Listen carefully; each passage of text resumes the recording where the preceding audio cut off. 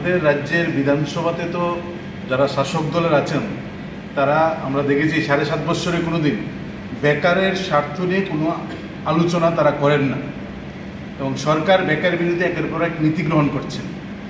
2017 সালে 2016 সালে তৎকালীন বামফ্রন্ট সরকার বিভিন্ন ডিপার্টমেন্টে 15,500 পোস্টে ইন্টারভিউ নিয়েছেন। গোটা প্রক্রিয়া কমপ্লিট হয়েছে, শুধু মেরিট লিস্ট অনুযায়ী তাদের বাড়িতে অফার যাওয়ার বাকি। এই সময় অফার দেওয়া হয়নি। সরকার পরিবর্তন হয়েছে 2018 সালে। এক কলমের খুঁচাই বিজেপি সরকার এনআরপি নিউ রিক্রুটমেন্ট পলিসির নাম করে 15,500 উপর সেই কর্মসংস্থানের গোটা প্রক্রিয়া বাতিল করে দিয়েছেন। এরপর থেকে আমরা দেখছি বিধানসভার অধিবেশনে সরকারের শাসক দলের নেতারা যত বেশি মত নিয়ে চর্চা করেছেন তার এক ভাগও বেকারের স্বার্থ নিয়ে চর্চা করেনি।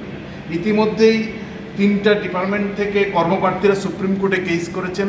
সেই 16-17 সালে যারা ইন্টারভিউ দিয়েছিলেন তাদের পক্ষে সুপ্রিম কোর্ট রায় দিয়েছে এবং সুপ্রিম কোর্টের যে অবজারভেশন সেই অবজারভেশন অনুযায়ী যে প্রক্রিয়া বাতিল করেছেন 2016-17 সালে প্রায় 15,500 প্রক্রিয়া, সেই অবজারভেশন অনুযায়ী আমরা মনে করি গোটা প্রক্রিয়াটাই যা বাতিল করেছেন এটা অবৈধভাবে বাতিল করেছেন। 3টার ক্ষেত্রে সুপ্রিম কোর্ট এই কথা বলেছেন। ফলে আমরা রাজ্যের বিরোধী দলনেতা, বামপন্থী আন্দোলনের নেতা, বিধানসভার ভিতরে বিধানসভার বাইরে তিনি বেকারের স্বার্থ নিয়ে কথা বলেন, লড়াইয়ে আছেন।